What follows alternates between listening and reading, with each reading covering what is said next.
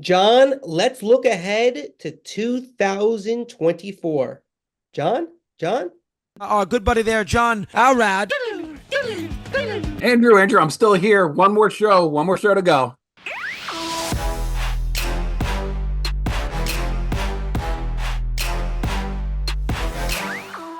And we're back. The Marchand and Ourand Sports Media Podcast, looking ahead to 2024. I'm Andrew Marchand, sports media columnist for the New York Post. He's John Ourand, the media reporter for the Sports Business Journal. And John, a lot to look forward to in 2024, but we should just start with who's up and who's down, no? Yeah, let's do it, man.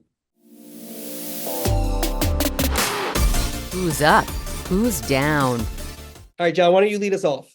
All right, our who's up and who's down is about who we think is going to be up and down for 2024. And I'm going to give my who's up to Molly Solomon. Molly is the executive producer and president of NBC Olympics, and she is going to be responsible for everything you see on screen about the Olympics. I think she's great. She was a coordinating producer of the Olympics under Dick Ebersol, of course. She went on to the Golf Channel, where she was executive producer. And then, Andrew, she came back to the Olympics in 2019, and this is what she got. The COVID Summer of Olympics in Tokyo, another COVID Olympics, this time the winter ones in Beijing. I think they were probably the two worst Olympics of my life, both in terms of viewership, in terms of the difficulties about producing those games. So this coming summer, the Olympics are going to rebound in a gigantic way. They're going to be in Paris. Molly Solomon is going to have a lot more viewers taking a look at what she's able to do and what she does. I think the Olympics haven't been a big deal since 2016. That's when they were in Rio. They're going to be a really big deal this year. They're going to be a really big deal in 2026 when the winter ones are in Milan. And then you get the granddaddy of them all in 2028 when they come back to Los Angeles. So this summer, easiest prediction to make, look for viewership to be up big time. It's going to be up huge because it's going to be in Paris, which is a much better venue for the American TV audiences. The quality, I'm sure, is going to be fantastic. I have no doubt that Molly and her team are going to shine. My who's up is Greg Olsen for 2024. You say, wait, what?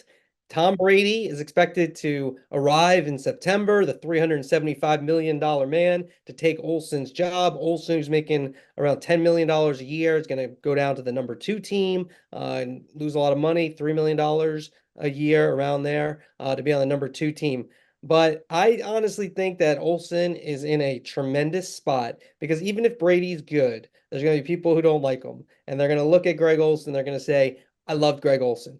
And where he's put himself and where he's going to be going forward is there's going to be jobs over the next 5, 10, 15 years, top jobs that Greg Olsen is in position for. And I think he's only going to grow in popularity. I do think at the moment, we'll get into it in a second, that Brady is going to do it. But he might not do it forever. Is he going to do it for 10 years? I'm not sure about that. So Olsen, he could stick at number 2 and wait for Brady, but other jobs may become available. And I think when you look at it, he's in a very small class of ex-players and coaches who, if these top jobs for game analysts, the ones that are paying so much money, the $37.5 million for Brady, $18 million for Romo and Aikman, Greg Olsen, Travis Kelce, possibly Sean McVay and Mike Tomlin if they stop coaching. Those are the people that would most likely be at the top of the list of executives if they're going to fill those positions. So I think,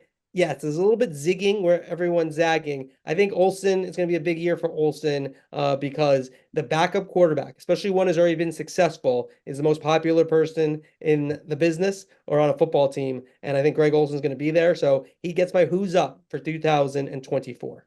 But I think you buried some big news in there. I think you low key have a big change in the Brady Meter, exclusive to the Marchand and Ourand Sports Media Podcast, as a Brady Meter change. You said that you think he's going to do it. Topics. Let's save it for the first. The first topic is Tom Brady as we look towards 2024. So let's save the Brady Meter for the first topic. Awesome. All right, I'm going to go with who's down. My who's down is Richard Clark. Back in November, He was named the executive director of the college football playoff. The top item on his to-do list, find a media deal to pay for the CFP expansion. And the bad news is that his timing stinks, Andrew. The market for sports rights right now is as tight as I've ever seen it. We're not seeing the bubble burst for the biggest leagues like the NFL or the NBA, but this tightening marketplace directly led to the implosion of the Pac-12, a Power 5 conference. It's the reason that MLS essentially left TV outside of a small deal with Fox. Legacy media companies, they're losing subscribers, they're tightening their belts, and the big digital players, they've remained totally disciplined in their approach. They're not getting involved in any of these bidding wars. So as Richard Clark tries to find bidders to take a couple of early round CFP games over the next few years, I can tell you there's not a lot of interest. ESPN holds the rights to the semis. It holds the rights to the championship game for the next 2 years. And I can't see any of the legacy media companies or any of the digital ones wanting to pay to grab any of the early round games over the next 2 years, especially if they're not going to get a semi or one of the finals. So another easy prediction for 2024, ESPN is going to strike a deal to carry those early season games for the next 2 years. And what happens after the ESPN deal ends, that's still 2 years away. Everything is changing so fast. Does the market get better? Do legacy media companies, are they going to start to spend to try to get sports rights again? It's way too early to make that prediction. John, my who's down is Kevin Brown, Orioles broadcaster, also on ESPN. Always who's up on this show. First off, let me state, I think Kevin Brown does a very good job. That's number one. But number two, John Ourand, as you'd probably know if you're listening, announced last week that he's going to Puck. So our partnership is in TBD mode. And so this is a big negative for Kevin Brown because John, unfortunately for the podcast, pretty much what most people said, this is the biggest negative of the podcast, talking about the Orioles all the time, always talking about Kevin Brown. And so for Kevin Brown, that's a tough blow. With John, I think you're taking like a month hiatus here in January and then off the Puck. And so for the pod, bad news for Kevin Brown as John Ourand flees. Kevin Brown ratings are going to remain through the roof in the Ourand household over the next year, probably two, as long as Adley Rutschman is on the team for that long at least. Let's move to the topics. Topic number one, Tom Brady. Brady Meter. Let's hear it. Master of the board, Chris Mason.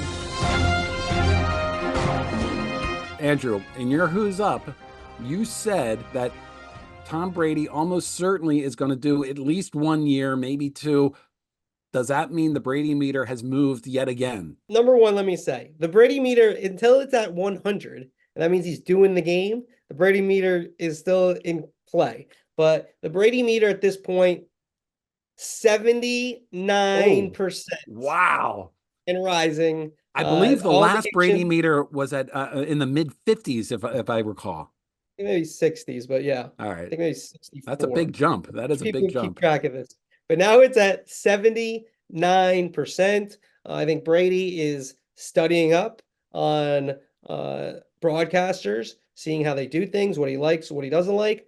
What also has been noticeable is how active and critical he's been on social media in terms of talking about the sport, which does not indicate someone who is shrinking away from the idea of calling games. I think Brady at the moment appears as if he's going to do it. And he's going to be one of the bigger topics going into the NFL season because he's considered the greatest of all time. And now he'll be in a broadcast booth. So I always say this. I don't really like to judge anyone before they actually do the job. I don't think that's fair fully. That said, we do have our opinions. Will he be good? Will he not be good? What says you? I think he's going to be an excellent analyst in the booth. He's somebody who, during his whole career, studied the game, so he knows the games very well. You think about Tony Romo when he first came out and was able to predict plays because he played against all those defenses. Like Brady's going to be able to do that and then some because he puts in that work and has his entire career. And he's already very good on social media. He's very good in interviews. I would be really surprised if he comes in and is a sort of a bland replica of himself. So my Brady meter on whether he's good or not, I would put it way high. I think he's going to be very, very good in the booth. What's fortunate for Brady, and I've said this before, is he's going to be working with Kevin Burkhardt, and Burkhardt is Great point. unselfish and wants to make his analyst look good, which is really important. When you talk about any ex-athlete, if you ask me what the most important thing for success is, that may be number one. You need good producing. You need the natural ability and the want to do it. So it probably starts with that's probably one is what your self motivation and how badly you want to do it and what you have to say and personality, etc. But the other criteria and the other utmost importance is your producer and your play-by-player. And they have a good, strong team at Fox overall, from producing, from Brad Zager, the executive producer, to their crew there, which includes the two Richies, Zions, and Russo. He's going to have a good support team, which is going to be really important. And I think that will really help him be successful because they're going to try to make him successful and teach him what to do and what to say and how to get in and how to get out. But there's going to be a lot of scrutiny. It's going to be interesting. There'll be columns written off the first game he does. I think he'll be maybe the most scrutinized analyst of all time. And you just look back, I make the point. I would say Summerall, like I say, Al Michaels is probably the best ever because like Summerall, as great as he was, kind of a systems quarterback a little bit, because if he wasn't with Madden, huge personality, filled in a lot of very colorful, Summerall style. If he's doing the fifth game, I think people would be like kind of boring. But I don't know, Andrew. You're showing your age. Don't you remember Pat Summerall and Tom Brookshire? They were the number one crew on CBS for my whole childhood, just about. I mean, Summerall was an elite play-by-play person even before Madden came there. I'm not taking anything away from Pat Summerall. I just think a little bit of a systems guy because he had Madden. And it was a perfect team like that. It's like Montana and Rice. That was a perfect combination. Or Belichick and Brady. Like as player and coach, I don't think I'm not really taking anything away from him. I just think if Summerall had a different analyst, he may not have been as great. He did the most Super Bowls along with Al Michaels, 11 Super Bowls. Summerall is great. I'm not saying he's not, but I just think if you look at like him compared to Michaels overall, Michaels showed an ability to do it with different partners. And I just think that Summerall was helped a lot by Madden. And Madden was helped. My point was actually, for of course you twisted it, was that Madden and Summerall worked together, and Summerall created that space that others might not have. If a play-by-play person, and I could name names, would have wanted to, be the center of attention, Madden, it would have been tough because then you're fighting for airtime. And Summerall was just willing to just say a little thing, have a quip here, and it was excellent. Oh, obviously had the voice that was tremendous. So I want to go back to your who's up, which is Greg Olsen. There are only so many elite analyst positions in the NFL. He is obviously capable of being an elite analyst in the NFL. Where is he most likely to wind up, in your opinion? Yeah, I'm not going to give story ideas to people. I think there's a couple of places, though, if you look at it. I think you can make an argument over the next 5-6 years, there could be changeover at every place. If you look at the contracts and how things are shaking up, yeah, I think there could be change. I really do. I think you could make a case that, again, it might not happen that way. Before we just had this explosion, a year ago, there weren't changes for a long time. But I think there will be opportunities. And he's well positioned. He's not even 40 yet. And you're talking about these jobs where he's already making $10 million a year. And he's not going to get 37 and a half ever. He might never get 18, but to get from anywhere from 10 to $20 million to work half the year, 1 day a week, games, and obviously a lot goes into it. And it's hard. Like I will say this, like calling the NFL and calling play-by-play, that's probably the hardest job in sportscasting. Football might be the hardest. I'd have to really put more thought into it, but he's been able to do it, and he and Burkhardt, they've seamlessly succeeded Buck and Aikman. Let's go, Andrew, to number two, our favorite topic. I think this has been a topic for the past 8 shows at least, maybe even more. NBA media rights deal. But let's do it a little bit differently, because what we've been talking about is where they are right now in December. But come June of 2024, when the deal is done, what say you? Who's going to be the last ones left standing for that deal? I mean, I just did Sports Clicker 2.0 for New York Post Sports Plus, which is like a mock draft for this stuff. And so I would say right now, Tuesdays belong to Turner during the regular season. Thursday belongs to Amazon after the NFL ends. Then ESPN has the biggest package still with the NBA Finals. And then they don't do Wednesdays anymore. Try to get more marquee games. And then this is the wild card. I'm right now putting NBC in there. I think they're going to need, if they want to get to the money that they want, they're going to need 4 entities. And so I have NBC getting in there. I think Adam Silver and the NBA are nostalgic with NBC. They have some long-term relationships with NBC. And I think the idea of having broadcast, if that's NBC getting a finals, NBC getting a conference finals, I do think the idea of being on broadcast is very appealing to the NBA going forward. But I think all those places want to be more disciplined. So it could be interesting. I know you've put Google YouTube as a possibility. Apple has been trending the wrong way. Could change. You know, there's always U-turns in these things. And we're a long way from a decision, from a full decision. So things do change. But right now, that's what I would say. How about you? Yeah, I agree. I think Amazon, I think it's going to go to one streamer. Amazon's going to be that streamer. It's going to be on Thursday nights with Amazon. A quick little prediction here. You know how Amazon for their Thursday night football works with NBC, and NBC helps they have Fred Gaudelli, and they help to produce those games. Look for Amazon and Warner Brothers Discovery to get together. So Warner, they can share production, perhaps even share talent in some cases, but that would be like the Tuesday, Thursday piece. ESPN really wants to keep the finals.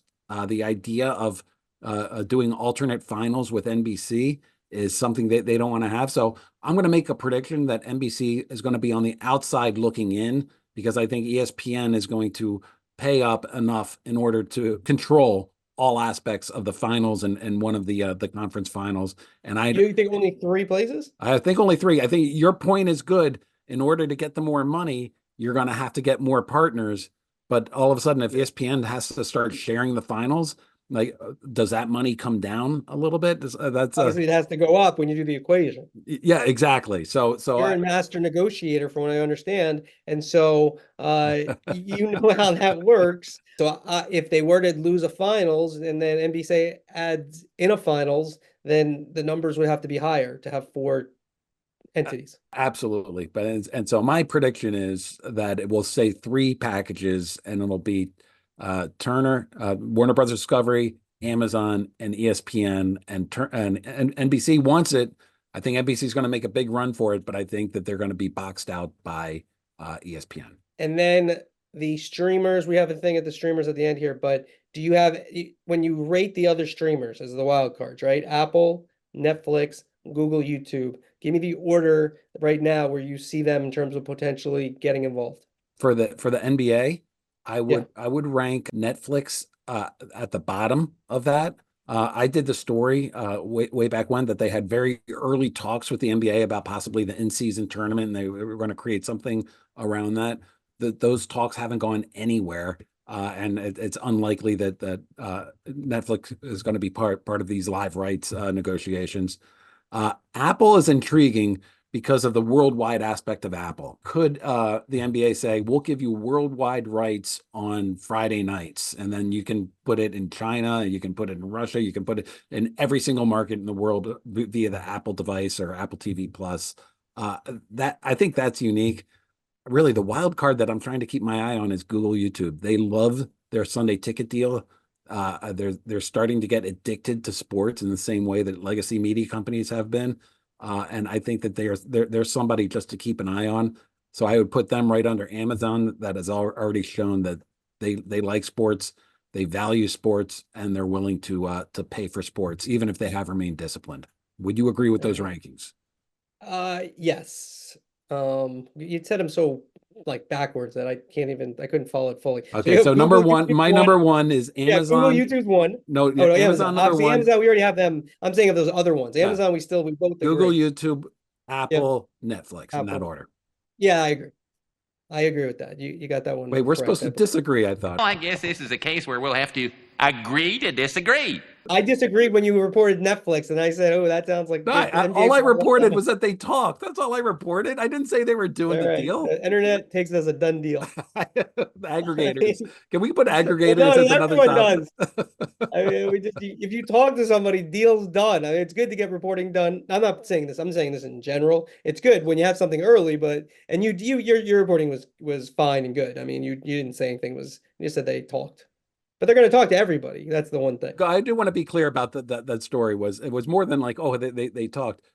I went through what Netflix's pitch was, which is sort of like, and so sports leagues, it was important to them to know that in addition to live rights, they want to do the documentary style programming that Netflix has become known for around that. So the pitch is not just we're going to do your games and we're going to go to 200 million subscribers or whatever the Netflix subscriber number is.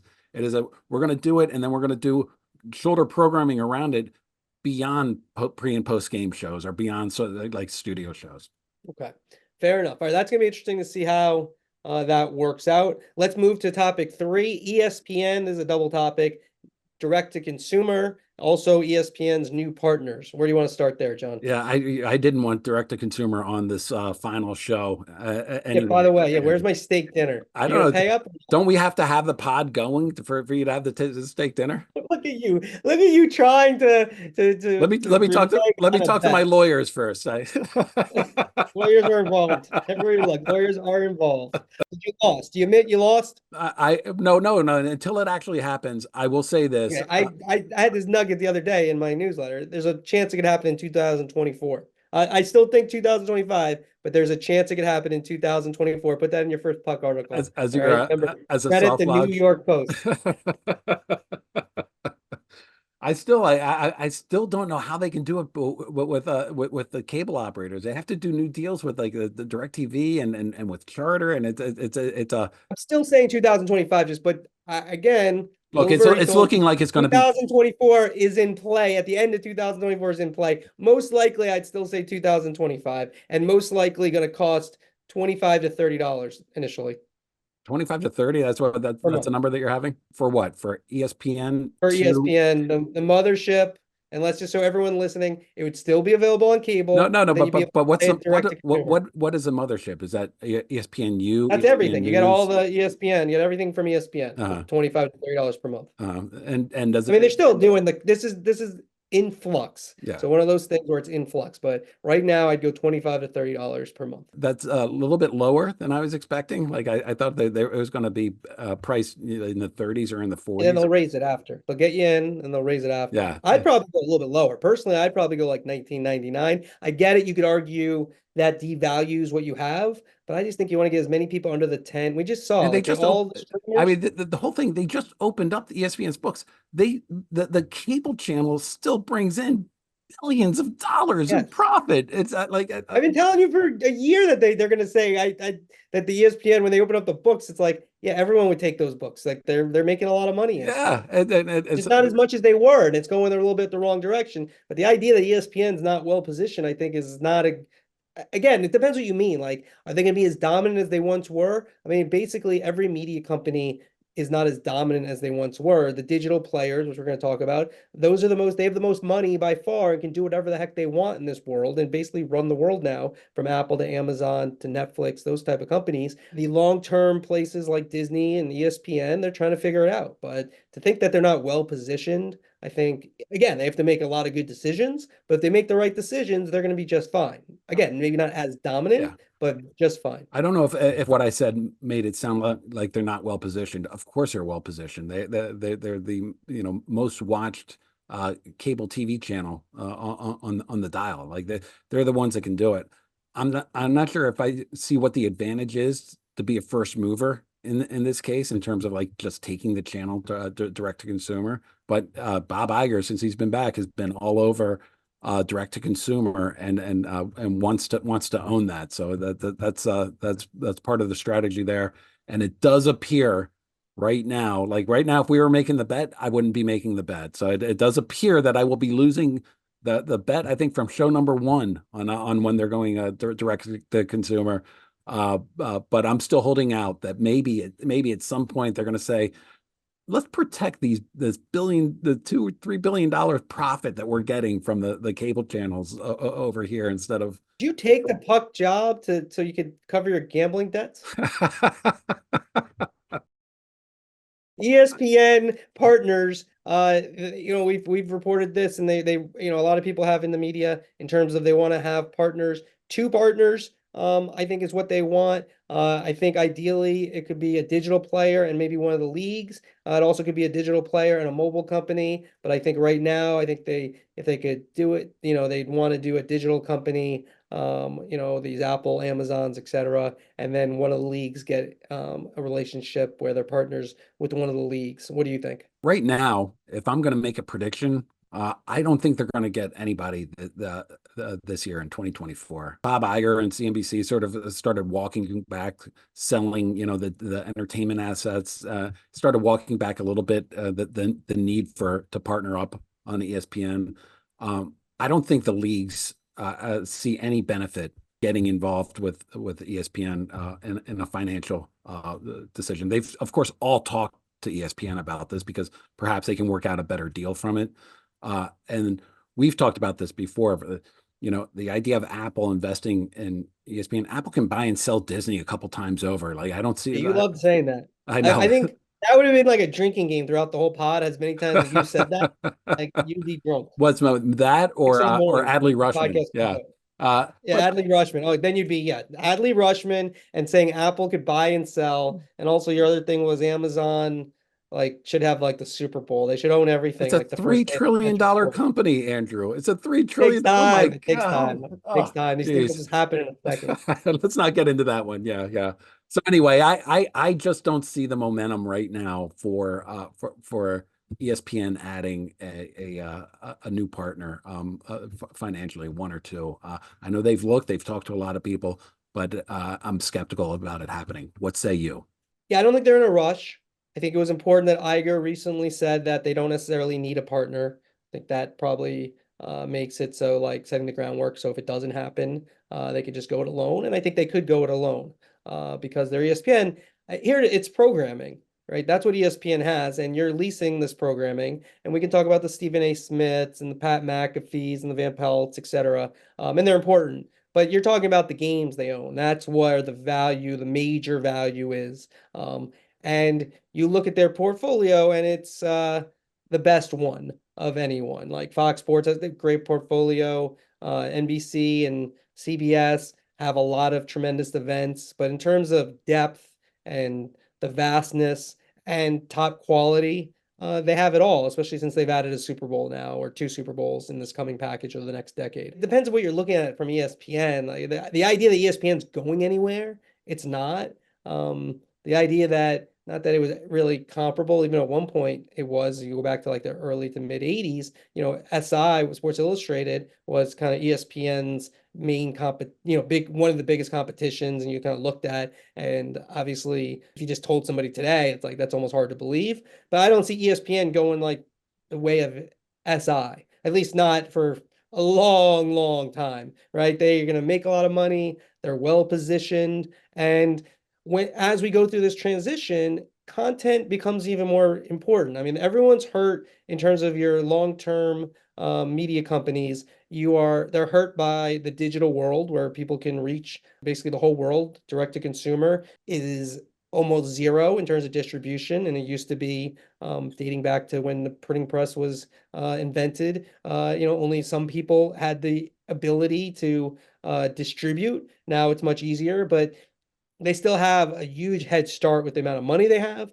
and the amount of content. That's why they did that. It was $40 billion plus worth of deals, over the last 5 years. So then they had this war chest, and it also boxed out Apple, and it boxed out Amazon to a large degree. And so those places can only do so much. I don't know if those places want to be in major sports on all levels.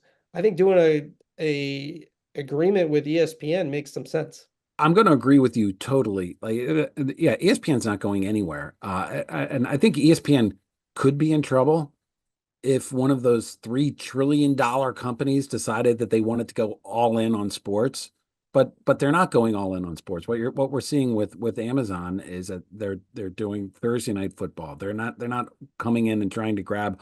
They had the opportunity to get the Sunday ticket and passed on it. They're not grabbing everything that's available to them. Same thing with Apple. Apple's being very disciplined about doing that. So when they come in and do, say, a WNBA deal, as Amazon did, it's for a select number of WNBA games. It's almost like an old time broadcast TV package.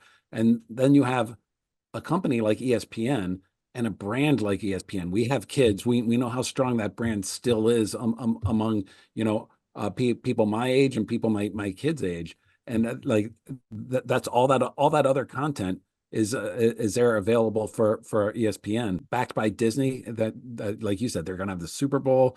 They're likely. I would be shocked if they don't have the NBA Finals. Whether or not they share it is an open question, but they certainly will have that. The college football playoff, they have the championship games there. So yeah, is ESPN going anywhere? No, no time soon. Of course not. John, let's move to topic. I guess this would be 4 because ESPN was a double topic. RSNs, Sinclair.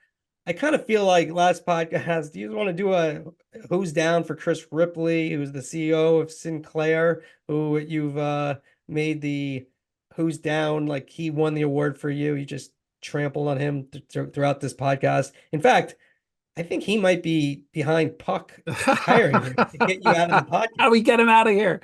I will say this, possibly my greatest ever prediction was my very first Chris Ripley who's down, because that train wreck of Sinclair buying the RSNs, then trying to convince teams to let them pay less, taking and just essentially running the RSNs into the ground is we were on that, Andrew, from the very beginning, and I think when I putting the RSNs on the topic list, there is one thing I want to say. There is still a value to the local sports rights. The value probably isn't as big as it used to be, but we've talked ad infinitum about the Diamond Sports Group, which is in bankruptcy.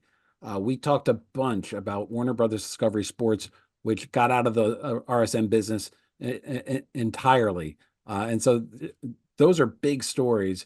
But what we really didn't spend a lot of time talking about are the NBC RSNs, which are profitable. Not as profitable as they used to be, but they're still profitable. We didn't spend a lot of time. You tried to because of New York and all that stuff, but they're talking about the Yes Network or Nesson or the Dodgers Network or the Lakers Network. There are a lot of independent regional sports networks that still are profitable, still bringing in a lot of money. Again, I'm not an ostrich. My head's not in the sand about this. There's a clear trend line of where this is going with cord cutting and subscriber numbers that are dropping. But the idea that the regional sports network business is totally imploding and that teams are going to all of a sudden be without RSNs this season, that's happening with Diamond. It happened with Warner Brothers, but it's not happening with a whole host of teams and RSNs that aren't affiliated with Warner Brothers Discovery or with Diamond. So where's it go? What happens with this? What happens with this is that the teams, here's another drinking game. I think my bingo card is about to get filled. But we interviewed Adam Silver, and he talked about all the teams had to be ready for pain because the local media rights, which all these teams depend on, is it's going to be rolled back. So when we talk about a bubble bursting, it is bursting in the local sports marketplace. And so teams now have to figure out how to try to get that money back to RSN levels. and a possible way is, you have a lot of local broadcast groups, Scripps, Nexstar, they're coming in to try to buy rights. They're trying to get them on the cheap, and they're not paying what RSNs are, but it is a way to sort of get that money going. So there are avenues for people to watch your local teams. There are businesses to be had about doing that. Teams have to know across MLB, NBA, and the NHL that they're going to get less money over the next, you tell me how many years, 5 years or so, moving forward. And that's going to be a problem that I think you're going to see a knock-on effect with that, with player salaries, with back office people that work for teams and leagues, because that's local media revenue is a big contributor to all those teams. Well, let's pull the streamers in, which we have as a topic. Let's pull them in right here. When we were talking about the NBA and our predictions, I do think that solving the RSN issue could be a factor in the NBA talks, because you do have these problems. You do have ESPN wanting to be the solution. You have Amazon and Diamond Sports, with Diamond Sports, looking for its lifeline. And then you have Apple. And there could be others as well who want to be a lifeline, direct to consumer, work with the leagues, and that's where the value. I mean, there's major value for the tonnage leagues, the Major League Baseball, the NBA, the NHL. They're trying to plan that, and I do think they could come into the national rights, because the other thing that could go away with the RSNs fading is that the idea that you can only have so many national windows because of the RSNs. So could the Lakers, especially when they're good with LeBron, be on even more?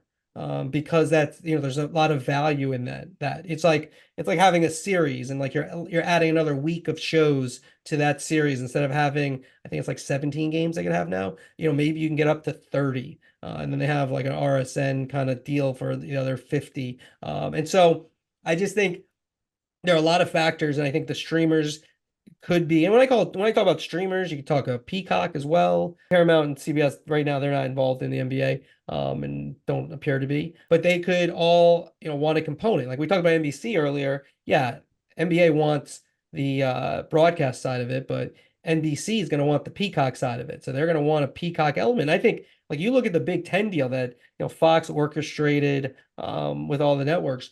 But you look at what they did in basketball with the Big Ten, what Peacock did, and that's kind of an underrated part of it. Now, they put a big number up there, and those Saturday games, especially this year, I think they'll improve next year, weren't great, and I don't think they probably were thrilled with that schedule. But, with the expansion, there should be more good games, and NBC picking, I think, fourth each week, or third or fourth each week, could get better games going forward. But Peacock, I mean, they had number 1 versus number 3 the other day on Peacock. And, you old man complained about, trying to find Who's these down? things. Rick Cordello is my who's down. Absolutely. But did you hear from Rick? I heard from NBC. Yeah. Okay. And what happened?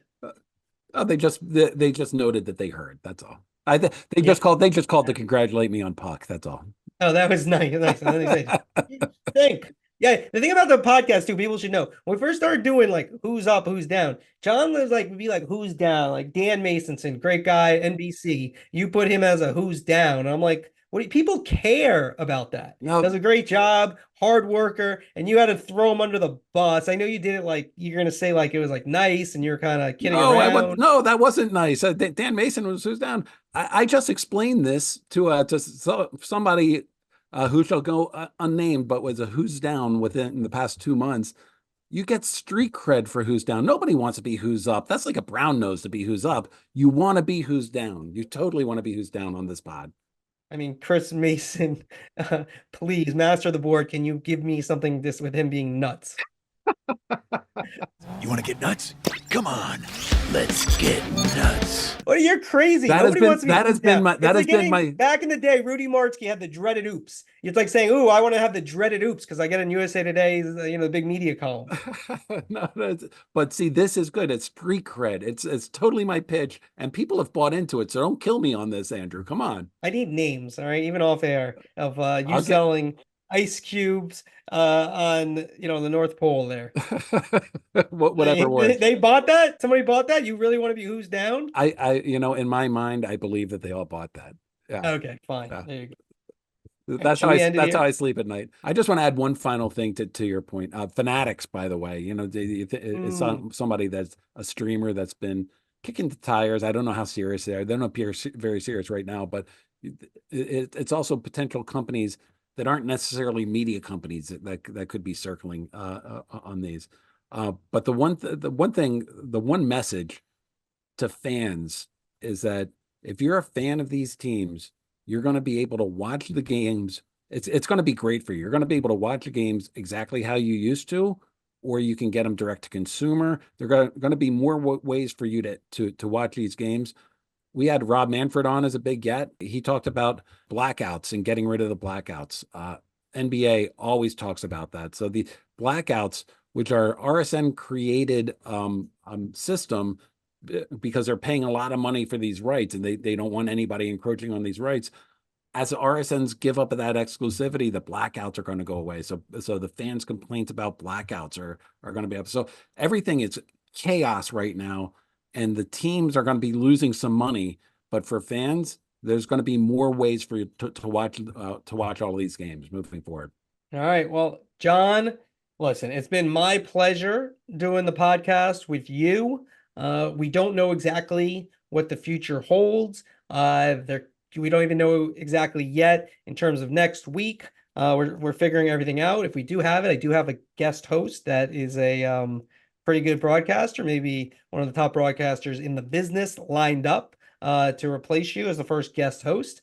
But don't know if we can. He's on, he's doing it, but I'm not sure we can have the same rate that he gets from ESPN for Monday Night Football. Oh, what So a disgusting event. what does that mean? Is that what he said when Randy Oh, Moss? yeah, I think it was disgraceful. Yeah, so Joe Buck, but we're not sure.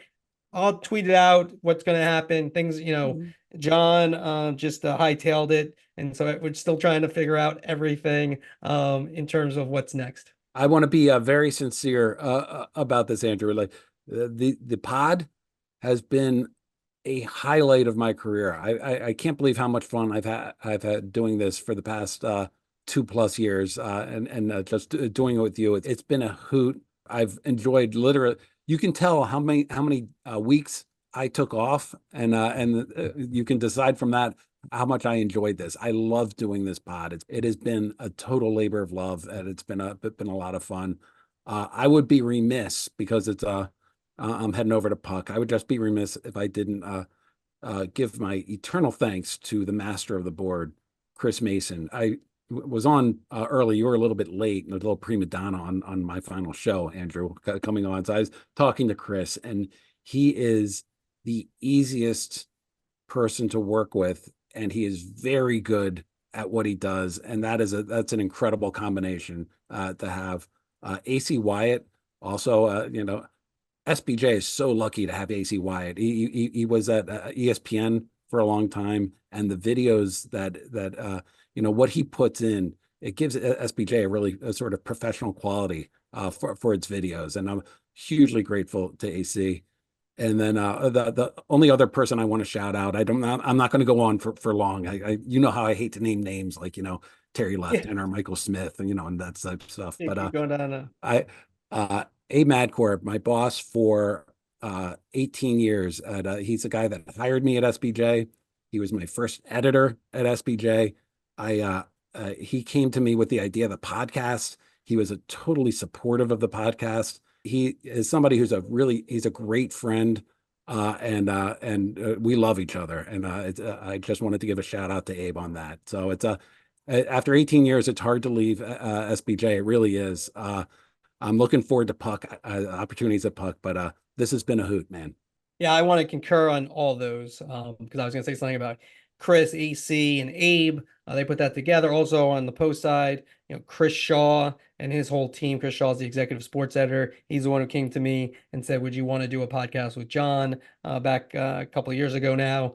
So that has been a very fun and good pairing, and I've enjoyed it. And John's a great guy, and that's very important when you work with somebody, how they are on the podcast and off the podcast. So I feel like we only did this for 2 years, so I can't go overboard. I mean, it's been very nice, some of the responses we've gotten. We had the 100th show. All of you guys were like, let's do a whole celebration. I'm just like, no, that's not for me, but you guys can do a celebration. I don't know, some of these radio stations or ESPN sometimes celebrate every 5 seconds, and it's just sort of like, all right, enough about you. But in all sincerity, and the people you mentioned, people I mentioned, there's more we could mention who are involved. But John, I appreciate every week, and I wish you the best of luck with Puck, and we'll see what happens down the road. All right, let's get to the bloopers, Chris Mason. Thanks for listening. Wait, just you on here? This is my last one. I thought we'd have a whole filled room for this, Chris. They can't wait to get rid of me. I don't want this on the bloopers personally, but so please don't use this. You cannot control Chris Mason, the master of the board, Andrew. And now my printer's not working, which is very frustrating. So it makes it more difficult to do this. Give me 1 second. I want to try to get that to work. Just trying to hold on to what we've had. You do topic number 1, and then Chris, you come in with the Brady Meter. All right. Well, I think you should say it though. Okay. Yeah. Okay. Yeah. Okay. All right. All right. Why don't I say topic number 1, then you say the Brady Meter. All right. Really now, last podcast, we really have it down. Let me get my rundown printed out. I printed out 30 so we can sell them. There's 15 rundowns here. My printer didn't work. I tried to print out 10 times. Y'all can sign them and then put them on eBay. We'll sign them. We'll devalue the paper.